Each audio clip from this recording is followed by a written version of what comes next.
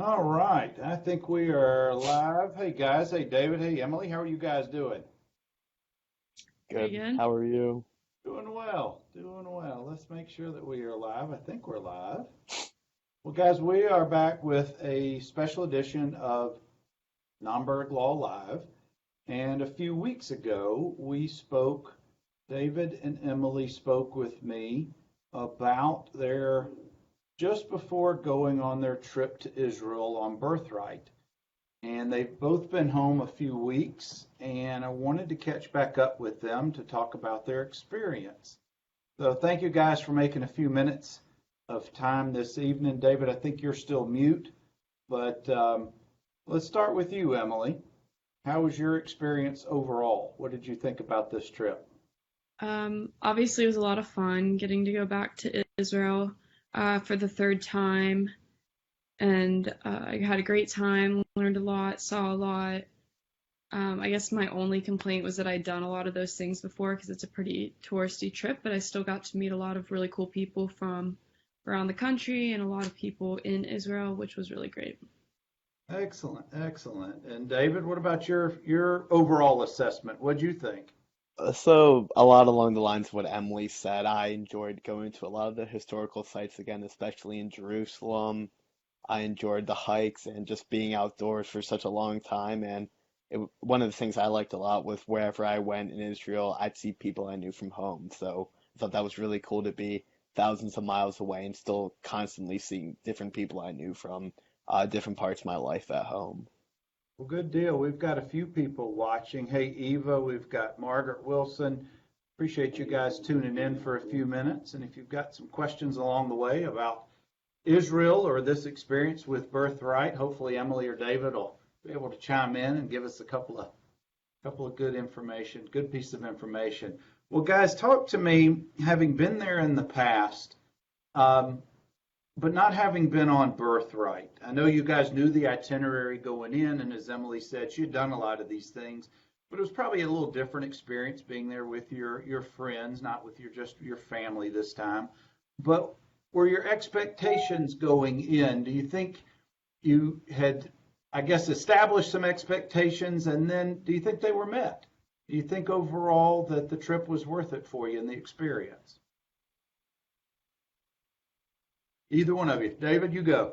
So I think just one thing for me that kind of surprised me a little bit was my thinking about the trip. So when I had went to Israel before, it was more of a religious trip, and going on Birthright this time around is more focused on the idea of Zionism. So for one night when we were saying prayers, I remember many of the people didn't know the words or like how the prayers went, and so there was a long awkward silence at one point, and then I was the only voice continuing the prayer. So it was just one of the things that kind of struck me as a little odd because from being involved in Jewish life, this had never really been an issue before. And then kind of for me to take a step back and realize the goal of this trip had been different from the goals of the other trips I had gone on relating to Judaism. So I think by recognizing that for the rest of the trip, it kind of gave me a new opinion on what we had been doing.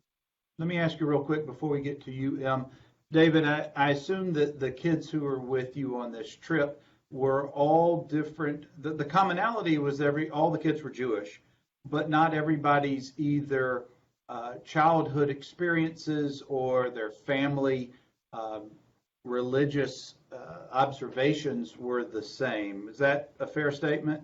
Yes. And what let's go to you now. Were you surprised by anything, or were your expectations that you had going in, do you think they were met by this trip? Well, I guess just like going off of what David said, every other time I've been to Israel, I've either gone with a like the first time we went was with a temple group, and last time we went was with BBYO. And so this time, the kids that were on the trip with us, some of them have never celebrated a Jewish holiday before, and now they were going to the most Jewish place in the world. And so I thought it was really cool to get to see them kind of discover their Judaism and what it meant to them while also reaffirming it for myself. So I really enjoyed that aspect of it. Well, very good. I want to welcome Scott Penny, one of my former teammates from Vanderbilt. We've got Paige, we've got Melba, Margaret, we've got a bunch of folks watching, and if you've got any questions or comments, just throw them into the comment section. I'll be glad to field them for David and Emily. Well, David, let me ask you, give us an idea of a couple of things that were takeaways, new learning experiences or things that you bring back now to your daily life now that you're back home. So I think one of my favorite parts of the trip was when Israeli soldiers joined our program. So we had 8 soldiers all around our ages come and like take part in the trip with us. So they weren't acting as soldiers, but instead as just kids like doing all the activities we were doing. And at one point we had stopped at Mount Herzl, which is the uh, army cemetery, and we had just been sharing stories, and so hearing a lot of how being in the army and being in war had affected these people, and then hearing them share those stories, and then it was hard for me to kind of recognize that these people are the same age as me, but they've gone through a lot more than me, and really just kind of listening to their viewpoints and their life experiences and comparing it to me and just thinking about the hardships I've gone through and compared to them, and really being thankful for not necessarily dealing with the same problems that they've dealt with, and kind of casting a new light on focusing on the more positives of what's going on in my life and recognizing that it could be worse after all. David, what's your understanding of the obligations of Jewish teens to serve in the military? I think when you look at kind of how it's come to be in the past with the need to have everyone protect Israel and serve in the army, I think it's a really powerful part of the Israeli identity, and I think that when you see the effects that serving the army have on these kids, I think it turns out to be a really important life skill for them later on to have had this experience. Emily, did you also interact with soldiers at Mount Herzl or during your trip? Yeah, so we had the 8 soldiers with us for, I think, 5 nights. And they did everything with us, and it was really cool to see. Yes, they are different from us in the aspect that they currently serve in the military, but they're in every other way just like us. And I wasn't expecting that at all, but it really humanizes the soldiers, and it really puts a story behind pictures and videos that you see of these soldiers. And another thing is that yes, they're required to serve in the military unless they have certain circumstances, but they don't necessarily mind, I guess. Like they don't want to, but they don't act the way that I think American kids our age would act, because they see it as something to be proud of because they want to protect their country, and I think that's really cool.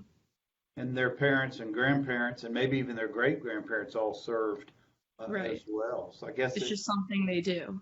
yeah, it just seems it's a way of life for Jewish teens, and these are kids that instead of going directly as we do in America, traditionally going from high school into college, or maybe taking 1 year off and going into college, isn't it true that the kids, as soon as they graduate from high school, their military obligation begins for 2 or 3 years, depending on if it's a girl or boy?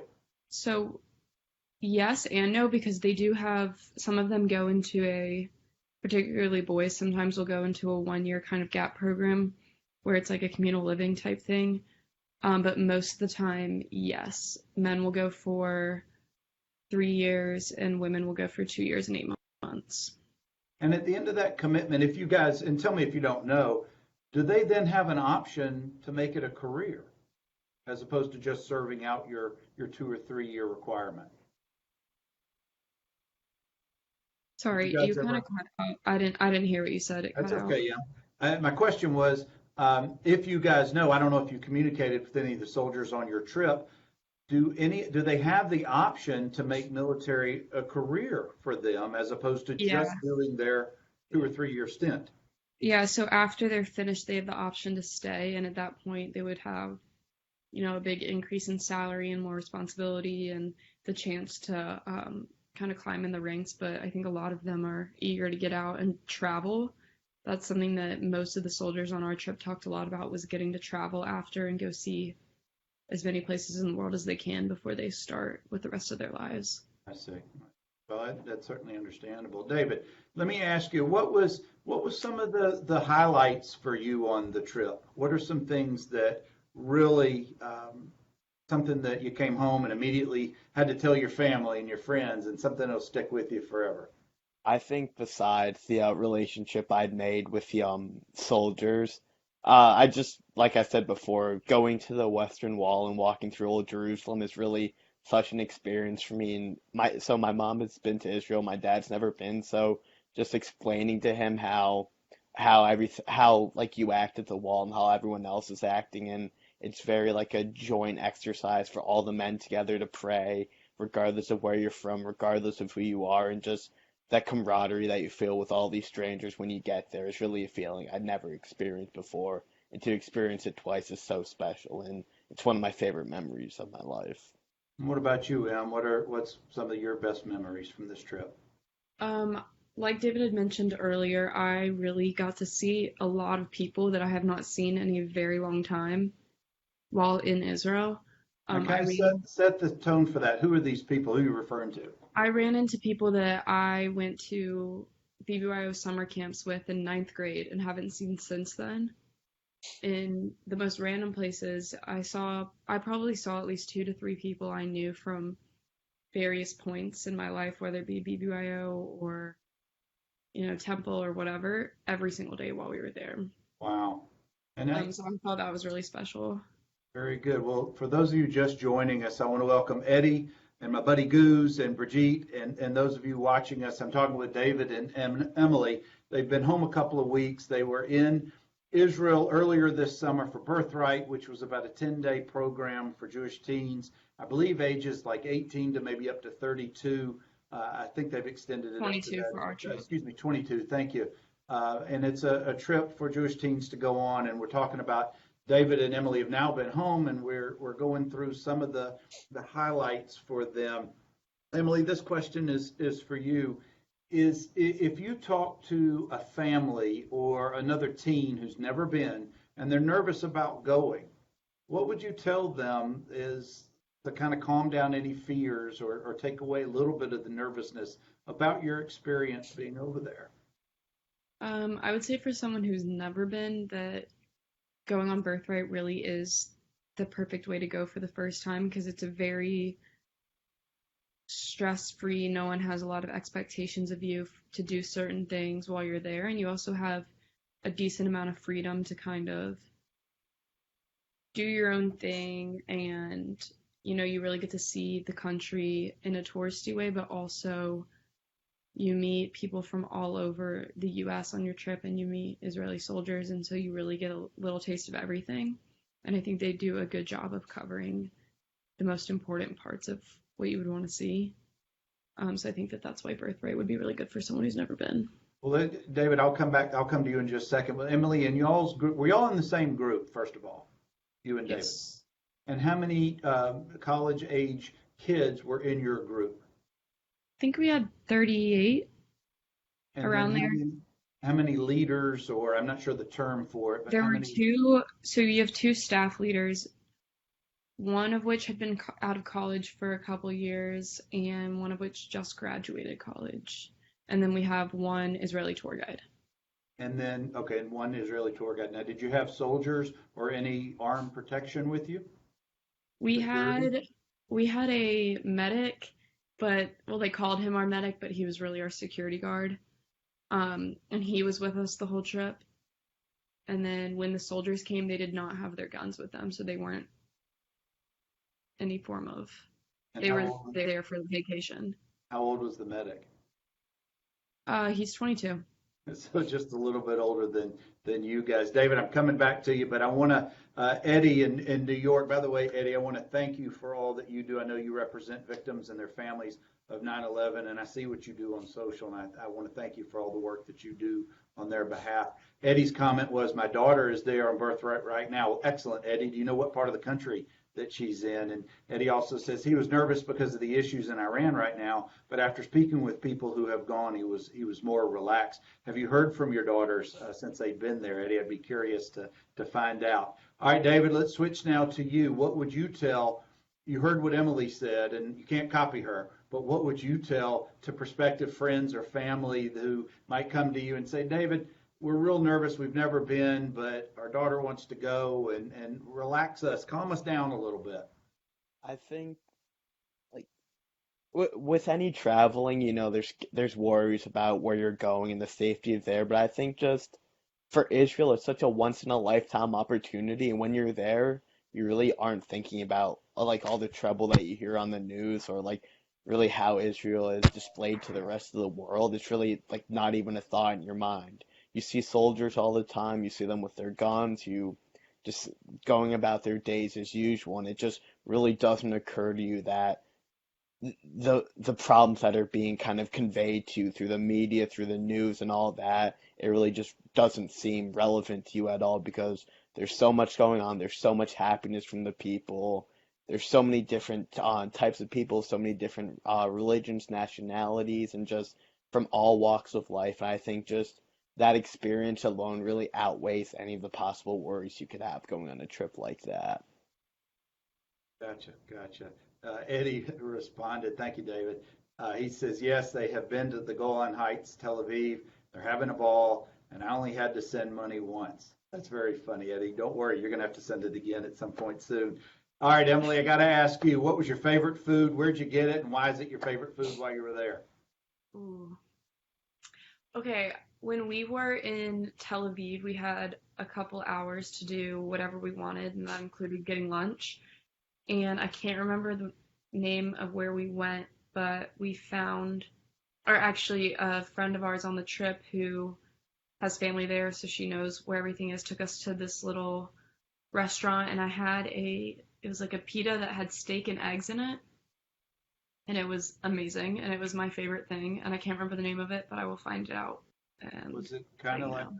was it like a shawarma, or was it called something different? It was just a steak and egg pita, but I have a picture of it. We'll post it. Post it for Okay. us. All right, David, your favorite food, where'd you get it? Why is it your favorite food there?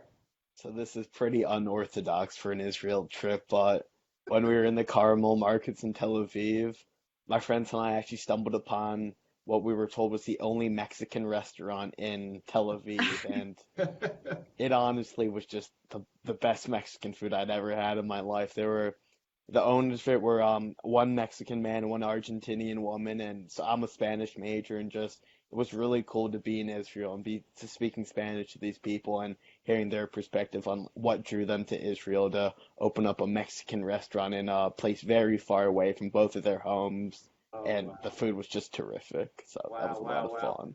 Now, I've always heard that there's a saying, and I hope I get this right.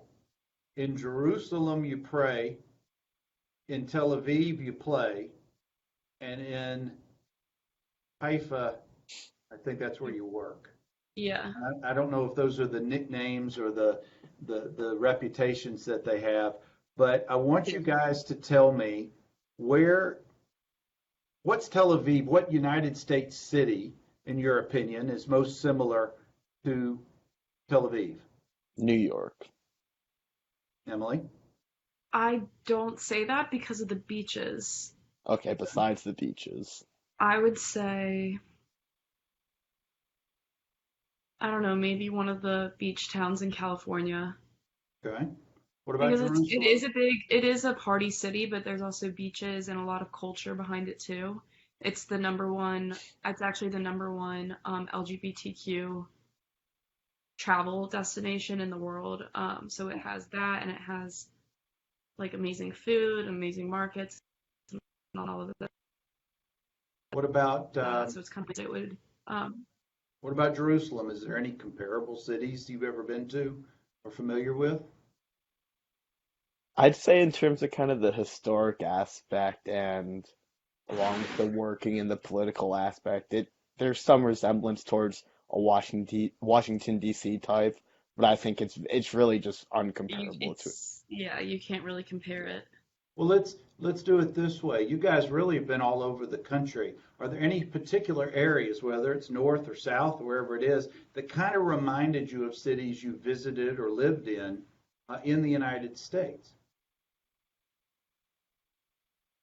I don't know, we did a lot of hiking on our trip, and obviously, Dad, you know that we do that a lot all over Alabama, so that kind of reminded me of that when I was there, but still, the sights were different, the views were different when we were hiking, so. Okay.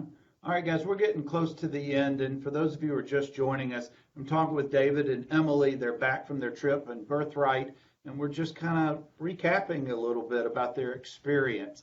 And my last question to you both, and we'll start with David.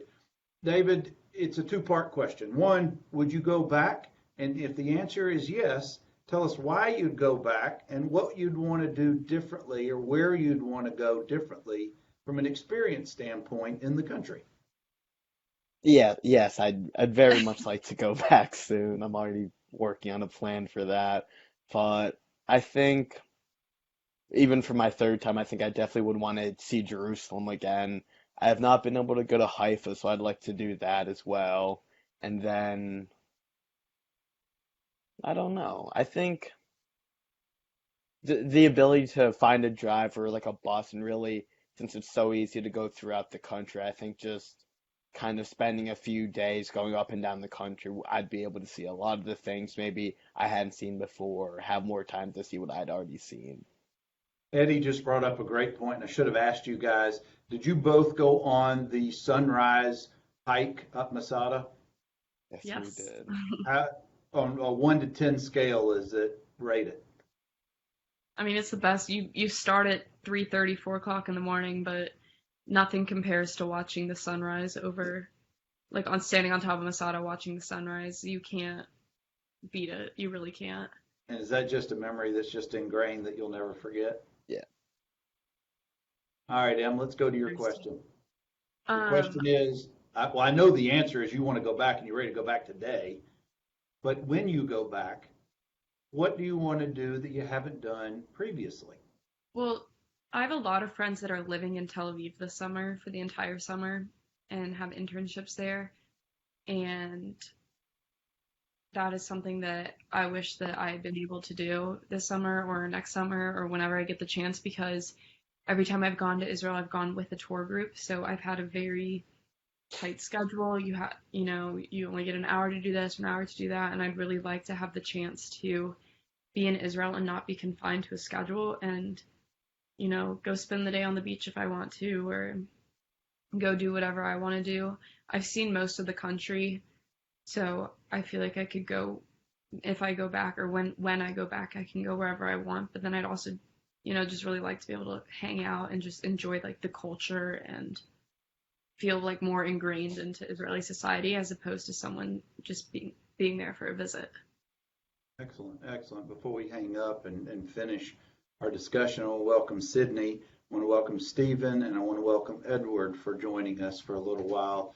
And Sydney's question is Las Vegas anything like Tel Aviv or Tel Aviv anything like Las Vegas?